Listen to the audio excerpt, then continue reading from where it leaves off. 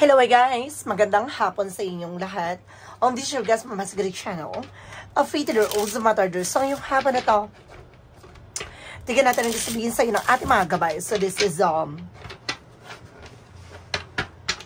weekly gabay for the month of August 8 hanggang August 14 for the sign of Leo. So Leo, welcome to my channel. So guys, happy birthday to all of you guys out there na Leo signs. Happy birthday po sa inyo.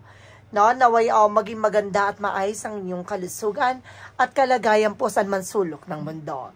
So guys, alamin natin, no? So guys, this reading is a general reading lamang, hindi lahat makaka-resonate.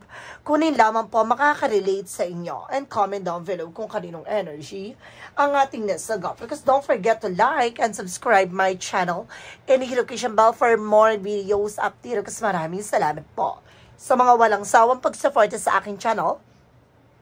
Lalo-lalo na ang skip ng ads, naway pagpalain po kayo ng Diyos at may kapal siksik liglig na guumapaw na biyayang manumbalik sa inyo. So let's see guys, what is the messages, advice ng ating angel spirit for this sign of Leo. So let's see and watch this.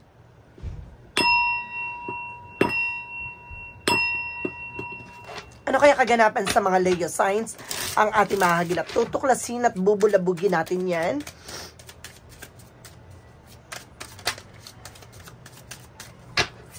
Angel Spirit, please give me information.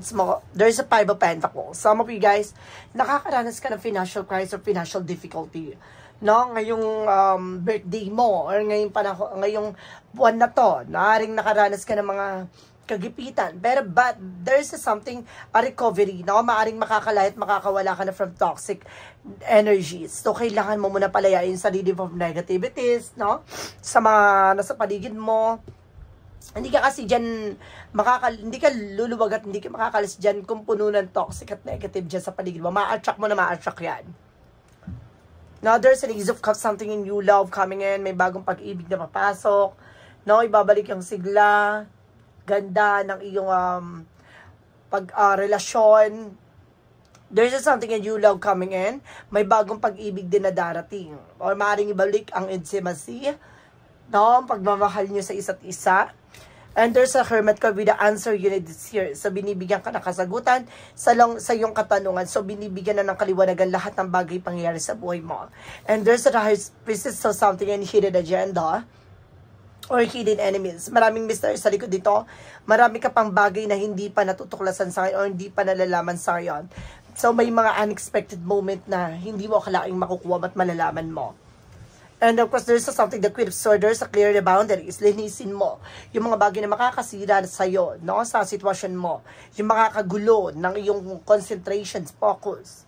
So, there's a 5 of Pentacles, reference with the Ace of Swords, something breakthrough. No? Magliliwanag sa'yo ano man yung bagay na kailangan mong gawin.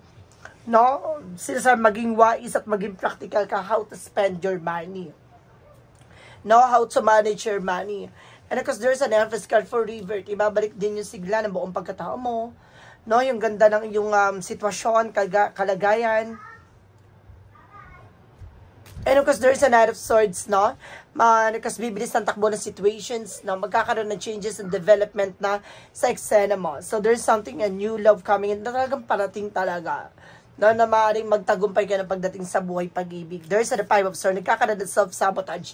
Not because of your action and decision. So, maging aware tayo sa mga bagay na gagawin natin dahil yung magiging impact or magre-reflect sa atin, no? Binibigyan ka na ng kasagutan sa katanungan mo na kailangan mo mag-pay attention sa sarili mo sa ginagawa mo. Nang sa ganon, hindi na muling mangyari yung mga bagay na dapat mangyari. No? Yung mga bagay na hindi mo ina-expect na financial crisis, financial difficulties, ngayon mas magiging aware ka na, no? Naging padalos-dalos ka kasi sa madaling salita.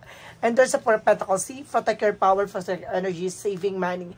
So ngayon po, protection at papangalaga mo na yung finances mo, your territory, na mas matututo ka na dito na pangalagaan at maghigpit ng sinturon, no, for a moment. Then there's a 7 of Cups, something confusion, maaring naguguluhan ka sa ngayon, may mga bagay na nagbibigay kaguluhan sa utak mo, pero unti-unti nang liliwanagin to, kailangan mong linisin, no? At alisin yung mga bagay na magsisilbing balakid sa utak mo. Kaya ka nagkakaroon ng confusion dahil sa mga negative sa paligid mo. Yun yung kailangan mong i-wash out or cleanse, no? And because there's a 12 wands by choices, no? You have the power to choose. Piliin mo lang yung mga taong pagkakatiwalaan mo or piliin mo lang yung mga bagay na pagkakagastusan mo. Na kailangan na tumuto ka na ba talagang priorities mo. Bibigyan liwanag to na there's a practical way. So, kailangan maging practical ka sa realidad ng buhay. So, ano ba yung kailangan mo or priorities mo, yun lang ang kailangan mong pagkagastusan. And because there is something, the Knight of Swords, nagkakaroon ka ng anxiety, sleeplessness, that because of toxic situations, no? Huwag mong tignan, no, ang ibang tao na kung naman yung sinasabi nila against sa'yo, no? Kailangan mong maging masaya on your own, no? Kasi kapag tinitignan mo sila, base sa nagiging opinion nila, hindi ka magiging masaya. So, kailangan tutukan mo yung sarili mo, no? No matter what, even your flaws, wag kang magpapa-apekto. Just focus on what you're doing. And mag-focus ka sa sarili mo. No, hindi mo kailangan magpa-apekto sa mga sinasabi nila against sa'yo. Bagkos, gamitin mo inspirasyon para maglalo ka mag-succeed. And there's a tower moment for a major changes. Some of you, there's something that changes coming pagdating sa relasyon. No, maaaring babalik yung sigla, kilig, pagmamahal. And of course, there's something the worker. Some of you, makakaalis ka na, makakapag-ibabasa ka na, or talagang magtutuloy-tuloy na talaga ang pagiging pag-alis mo. Nga lang, nagkakaroon ng self-sabotage dahil meron kang isi-share na information dito sa isang tao na to. Kaya kailangan mag-ingat ka, huwag ka nagkukwento. No? Nagkakaroon ng delays and cancellation. No? Huwag kang chikadora for a moment, guys. No? And because there's a ton of cause something happiness, at the end of the time, magiging masaya at magiging maligaya ng pamilya mo dito. Basta proteksyonan mo at pangalagaan mo yung grounds mo, magsasucceed ka, may mga unexpected situation and there's a hidden agenda. So, kailangan mo muna proteksyonan at pangalagaan mo ba yung goals mo or plan mo or pangarap mo. Dahil may mga tao sa paligid mo, they're ruining your life. They're ruining your plan. So, mas maganda, no, na enjoyin mo lang. No, ano naman yung bagay na nararating mo, nakukuha mo ngayon. No, hindi mo kailangan ipangalandakan or flex sa kanila yan. Bagkos, no, kailangan natin proteksyonan ng ating sarili, even our mental health. And there's a hyphen for lesson learned. So, there's an education that you need to learn. So, may mga bagay dito na kailangan mo pakakatandaan. No, there's values, traditions, and of course, attitudes, knowledge. So, kailangan alisin mo yung mga bagay na magpapagulo sa utak mo. Yung nagbibigay ng kaguluhan para hindi nga makapag-concentrate, ganyan. No, kaya kailangan na matututo tayong magkaroon ng grounds or of course, magkaroon ng boundaries sa sarili natin, diba? Nang sa ganun, hindi ka maapektuhan ng mga taong pipiliting sirain ng iyong mga plano. For the outcome, there's a Queen of Wands by confident. So, kailangan lakasan mo loob mo, maging matapang ka. Alisin mo yung takot at pangamba mo. No, kailangan na piliin mo lang yung mga bagay na makakatulong lang sa'yo.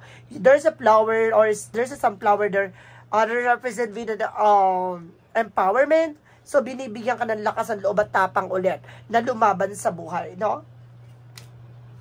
And there's a King of Wands. Wow, there's something divine masculine and divine feminine, divine masculine. So, there's something ambition. So, parehas kayong dalawa ng person mo na maaaring malawak ang pag-unawa at malawak talaga ang hangarin at pangarap nyo sa isa't isa. There's a visions na alam mo na yung magiging possibilities, alam mo na yung mga tao sa paligid mo, dapat marunong tayong dumistansya. No? And there's another, because there's a lot of offer coming in. There's a proposal for motion, and there's something romantic proposal that brings you a higher level commitment. Some of you baka ikasal. No, magkaroon ng engagement, proposal, ganon. May mag-propose sa'yo. May umamin sa'yo.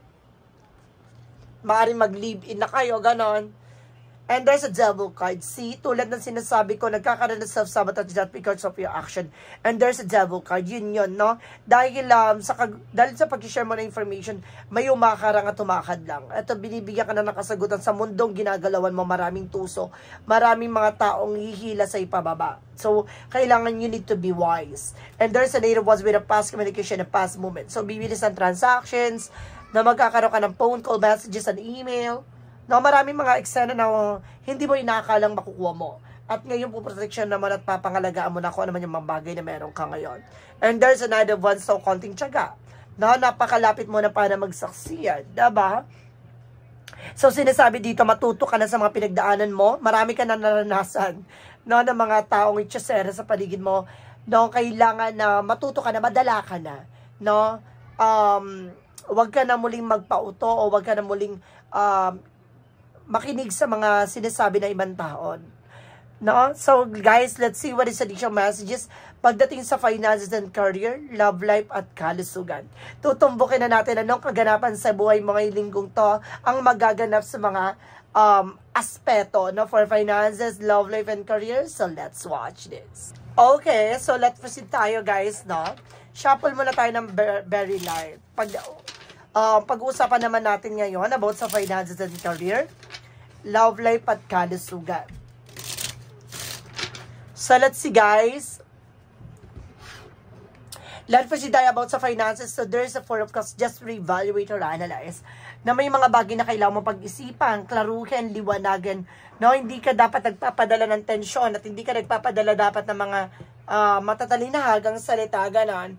No, huwag kang magpapadala ng mga sulsulang nino man. So, kailangan mag-focus ka kung paano magde-develop at paano ka magkakaroon ng changes sa buhay mo. Now, just reevaluate or analyze. So, there's the Queen of Cups, a Queen of Pentacles. So, there's something maturity, how to spend and manage your money. So, pagdating sa finances, more resource of income, matuto ka na maging mature ka na how to manage and control it, no? And there's the Queen and King. So, there's the Divine Feminine and of course, Divine Masculine talaga na maaaring related about sa finance. So, parehas kayo ng person mo yung trabaho. Or maaaring parehas kayo marunong mawak ng pera. There's something na manageable. So, there's something controlled. That's good. So, ibig sabihin dito, guys, no, pagdating sa mga bagay-bagay, there's a practical way. So, kailangan maging practical ka. Now, there's something the Seven of Pentacles with a harvest moment. Aani ka na ng mga pinaghirapan yung dalawa. Ng mga pinaghirapan nyo ng yung person or pinaghirapan mo. This is something harvest moment. And there's an Ace of Pentacles. So there's something, a big shot and big money coming in. Pagdating sa finances, may malaking perang pasabog na darating, no? Ito yung matagal mo nang hinintay at matagal mo nang pinagpaguran. No, it's all about pera talaga. And there's a strength and be confident. Lakasan mo ang loob mo. Alisin mo yung takot at pag-aalinlangan mo sa sarili mo. Kailangan mataas ang konpiyansa mo kung ano man yung gagawin mo, magsasucceed ka. No, so let's see, pagdating naman tayo sa love life, so there's something, the Three of Wands, some of you, may hinihintay ka na dumating, umuwi, there's a possible na dumating na siya, and there's a Three of Swords, some of you, there's something third parties, not something pain. So may mga bagay, sakit at pinaghirapan dito na maaaring maliliwanagan ka na. Wow, there's a 3-3-3, pagdating sa pag-ibig, there's a support with an angel spirit. No, 3-3-3, they represent with something a support, no, with all aspect of your life. Pagdating sa relasyon, maring there's a collaborations, no, nagkakaroon dito ng misunderstood or misunderstand dahil wala sa pag-uusap or kulang kayo sa collaborations, communications, ganon. So, there's a heart-to-heart conversation. Kailangan nyo pag-uusap dito, guys, sa maayos. And there's a death with an ending and a new beginning. So, may mga bagay na kailangan nyo natapusin. No, there's something, a transformation. Maraming may magbago na sa inyong relasyon. There's a King of Swords. Putulin mo yung mga bagay na alam nyo hindi nagsiserve sa inyong relasyon. Yung putulin nyo nagbibigay stress, kaguluhan sa inyong pagsasama. There's a Two of Swords. No, there's a something reverse. Maring magkakaroon ka na ng decision. No, mabubuo mo ng decision na at magagawa mo na nga. So, let's see, pagdating naman tayo sa kalusugan mo, there's the Moon card with a truth reveal. Ilalatag, ilalantad pagdating sa kalusugan mo. May mga bagay kang nararamdaman during midnight, no? Maring nararamdaman mo to sa of nowhere, nagigising ka sa madaling araw. And there's a Six of Wands for victory. Pero malalaman mo, matutubok mo na. Oh my God, there's a spirits, no? There's a guides. May gumagabay sa'yo dito. Kaya, hindi ka, parang bigla ka nagigising sa of nowhere kasi meron nagsusubaybay sa'yo dito. And there's a Page of Cups, no, by intuition, tama ka ng hinala. Na tama ka na nararamdaman dito. And there's a Justice card with something justisya. Makukuha rebalance. And justice will be served. And there's a Full card, no? Bibig sabihin dito, kailangan mong mag-focus sa sarili mo, sa kalusugan mo. Kasi kailangan mo rin magdasal, no? Mag-devotions. And because this is something, guys, with the Two of Pentacles, pagdating sa kalusugan mo, maging balanse ka. No? kailangan na magkaroon ka ng control. Iwasan mo yung mga bagay na alam mo hindi na nakakatulong sa kalusugan mo. Ibig sabihin dito guys, kailangan mo magtimbang ha. May nasense ako na kailangan mo magtimbang. Maaring nag-overlamon ka na, no? Kailangan mo magpapay o kailangan mo mag-exercise, no? Mag-control sa mga pinaglalamon mo. So guys, let's see what is additional messages with the magical fairy messages, advices. Pero kung sa pick a card, yes or no. So guys, kung bago ka sa channel ko, ang pick a card, yes or no, pwede ka magtanong. Isa lang ang magiging sagot dyan within 1, 2, or 3. Then of course, kapag nakapag-isip ka na, comment down below kung ano number na pili mo at malalaman mo ang sagot na sa dulo ng reading na to. Then of course guys, maraming salamat sa mga nag-share ng aking video sa mga uri ng social media platforms. Maraming salamat po. Let's see what is the additional messages advice sa'yo ng ating Yes Spirit. Let's watch this. Let's see what is the magical fairy messages advices. So let's see guys. So there's a pregnancy. Some of you baka magbuntis ka. There's something, a blessing coming in. May bagong biyaya. No? Pagpapala, a blessing coming in. And there's a vegetarian, sabi ko na eh. More on veggies ang atake mo ha. Nasasobrahan ka sa meat. So kailangan ng, ano mo muna, more on veggies. More on gulay. And there's an affirmation, always being positive and just being optimistic. Manatili kang positibo, alisin mo yung nagbibigay negative sa buhay mo, sa situations mo. What is the yin and yang oracle card? Reference with the distance, sabi ko na, dumistansya ka sa mga nega. So there's a retreat, disconnect from the world. Dahil sa mundong ginagalawan mo, sa environment mo, trabaho man yan, pamilya. So minsan kailangan mong huminga. No, there's something guys with a masculine, no? Yung person is very masculine or you are also masculine person. There's a third eye. Some of you may third eye ka talaga. There's a clarity na maliwanag sa'yo. No, talagang nakikita mo yung mga bagay-bagay sa paligid mo. And there's a sorrow. Alisin mo yung drama guys. Yung emote, tanggalin mo yan sa buhay mo. And there's an Empress card for rebirth. Meron talaga dito some of you may magbubuntis talaga. No? And there's a blessing. There's a root. Now, there's something root, nag-represent something ugat na maaring babubuhay na. No? Ano man yung bagay na ginawa mo. Maaring, kumbaga, mabilis na siyang lumago. What is the Romance Angels? Represent what? Divine intervention. No? Time for reflection. Lahat ng bagay na gagawin magre-reflect sa'yo. Kaya, kailangan mag-focus ka sa kung ano ba talaga yung priorities mo. Kailangan mo mag-pay attention sa lahat na nangyayari sa paligid mo. And there's a love, strong affection. Na pagdating sa pag-ibig talagang, there's a something strong connection with your person, no? So, let's see what is Archangel Michael messages. Decide to be happy now. So, kailangan mo mag-desisyon na magiging masaya ka ngayon, bukas, at magpakailanman. Diba? So, let's see what is a Jesus loving quote said. Forgiven shall be forgiven. So, kailangan mo magpatawad. Na kung gusto mong ipagpatawad ka ng ating Panginoon. So, kailangan mo patawarin yung mga taong nagbigay ng galit, puot, bigati sa buhay mo. For angels number, represent what? There's a 1331 with a good fortune. Talagang may magandang kapalaran na nakalatag sa'yo. No? Have faith in your skills and talent as they are a tool that can provide you with a bright future. A piece of good advice, a moment of enlightenment, or a comforting message is on this way. Everything will work out in your favor. Safe, pamabor na sa iyong sitwasyon at may maganda ng impormasyon, kapalaran na nakatadhana para sa iyo. This is something, a major changes that brings you a good life. So let's see what is the money move oracle deck. And there's a looking, so seek you and you will find, no? Kung hindi mo hahanapin, hindi mo makikita. So, kailangan mong hanapin at tuklasin ano naman yung bagay na makakatulong sa'yo. Have an eye for a beauty and uncover hidden charms. No? Malalaman mo ano man yung bagay na magbibigay swerte sa buhay mo at sa buong pagkatao mo. What is the clarifying for a love situation?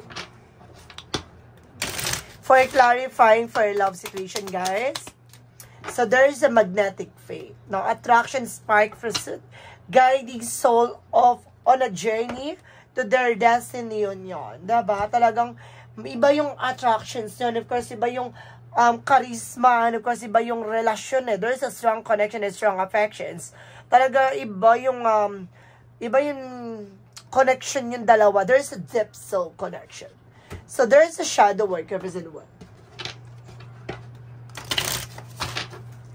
From a shadow work, represent what? And there is a relentless craving, consume everything and habits. Addiction is a freeze and disguise of freedom. See? Palayain mo yung sarili mo mula sa mga luho, sa mga bisyo, sa mga bagay na alam mo hindi kaya dun pala sa unang chapter, di ba? So, umiwas ka na sa mga bagay na makakasira ng iyong finances. No? So, you need to be wise. And you need to be practical, di ba? So, sa mundo ginagalawan mo, sa bawat eksenang gagawin mo, sa bawat ikot ng palad at paa mo, so kailangan maging aware tayo, no? Kung kagastusan lamang ito na hindi nakakatulong at alam mong hindi siya priorities mo, tantanan mo. There is a clarifying for life situation. Clarifying for a life situation. And there is a feather of hope. Grasp the feather of hope, a delicate symbol of a wild promises and an uplifting future. Diba? May pag-asa na muli kang babangon. Sa muling paglipad nito, mamamayagpat at gaganda ng ikot ng kapalaran at palad mo. Diba? What lies beneath with the future? Ano yung mga bagay na nakatago sa hinaharap mo? Tuklasin na natin yan. And there is an announcement, revealing expression. So, may mga bagay dito na maaaring matutuklasan mo na, malalaman mo na. So, may mga bagay na ma-reveal talaga. So, there is a path of the light. Represent what?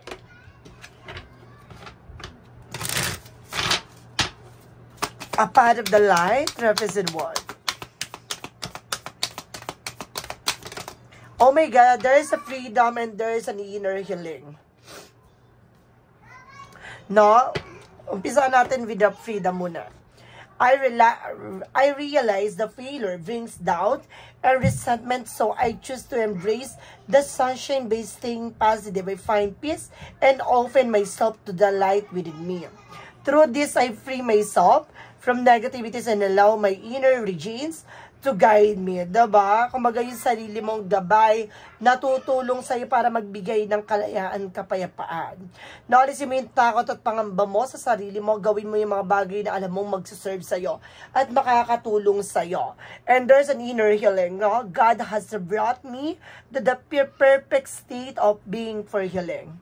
When I encounter weakness, I transform into the strength. I focus my thoughts in the light, allowing darkness to turn into courage, which is step I become stronger, more resilient, and aligned with divine healing. So see, alam mo at alam na ating Panginoon na dadaling ka kung saan ka ba talagang magandang kalalagyan mo or makakabuti sa'yo na para sa paghilom at pagdevelop ng buong pagkatao mo. Na ibinigay sa ito, hindi para hanapin ang kahinaan mo, para hanapin ang magiging silbing kalakasan mo sa lahat ng dagok na pinagdaanan mo. So, maaring may mga karanasan ka dito na maaring akala mo wala nang ibubuga pa, akala mo hindi ka na makakaalis pa, akala mo hindi ka na makakabangon pa, pero isang paraan yun ng ating Panginoon para mamulat ka na yung bagay na kinakatakutan mo at mga bagay na iniiwasan mo, yun yung magiging kalakasan mo at magiging lakas mo at skill mo not to be a better version of yourself. Ganun yon. So, hindi ka naman dadalhin dyan sa bagay na yan para lang sa wala. Dinala ka niyan dyan sa position mo, sa sitwasyon mo para hubugin ka. No? Para palakasin, palaguin ka bilang isang tao.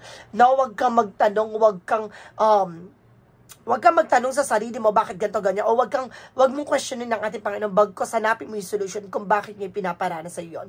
Dahil you need to pay attention. Baka may mga bagay kang kailangan mong sundin, gawin at kailangan pag-ingatan. Dahil may mga bagay ka sa buhay mo na ginagawan na kaya pa ulit-ulit yung nangyayari dahil hindi ka nadadala. Ganun yon, no? Kaya there's a lesson learned, so kailangan mo matuto dahil lahat ng bagay na gagawin natin ay may aral na katumbas sa buhay natin. So let's see what is a pick a card, yes or no? So let's watch this. So, let's see guys, what is the pick a card, yes or no? Alamin natin yung magiging sagot sa tanong mo. So, let's see guys. There's a no. In the number 1, there's a no. Learn from experience, all way no longer work, no? Matuto ka na sa mga naranasan mo. Kung ito ay pagkakamali na paulit-ulit, wag mo nang gawin pa. No, dahil hindi siya magiging matagumpay kung hindi ka madadala. Kung hindi ka matututo sa mga pagkakamali. And number 2, there's a yes. Reap the rewards of abundant flow. No? See, ito na yung mga pinaghirapan mo, makakamtan mo na, aanihin mo na, at tuluyan ang dadaloy sa mismong palad at buhay mo. Mararamdaman mo na. No? And there is a yes with the number 3. Full of possibilities, plenty, creating abundance. See? Pinupunan ko ng punong-puno ng posibilidad at punong-puno ng bagong maunlad na kapalaran na maaaring ibigay sa iyo, no? Ikaw yung maaaring magdikta o gumawa ng paraan para sa ikabubuti mo. So, this is the moment para maging maganda na buhay mo, maging maganda na ang ikot ng kapalaran mo. So, guys, this is a weekly gabay for the month of August 8 hanggang August 14 for the sign of Leo. So, Leo, welcome sa my channel. Maraming salamat po sa mga walang sawa pag-support sa aking channel, lalo na ang hindi nag-skip ng ads, sa way pagpalain kayo ng Diyos at may kapalsiksik-liglig na guumapaw na biyayang manang balik sa inyo. So guys, once again, this reading is a general reading lamang, hindi lahat makaka-resonate. Kunin lamang po makaka-relate sa inyo and comment down below kung kaninong energy ang ating nasagap. So guys, maraming salamat sa mga nag-share ng aking video sa anumang uri ng social media platforms. Maraming salamat po. And of course guys, available po ang ating Evil Eye, ang ating Tiger Eye. Nandyan po nakatag ang product na yan sa mismong ating description box. So, order na. So, maraming salamat and see you in the next video. Bye-bye and babush.